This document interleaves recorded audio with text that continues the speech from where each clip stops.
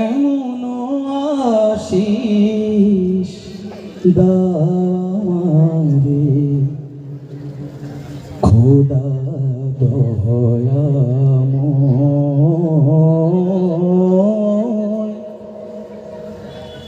তোমার কালাম জপে জপে মরণ যেন হয়।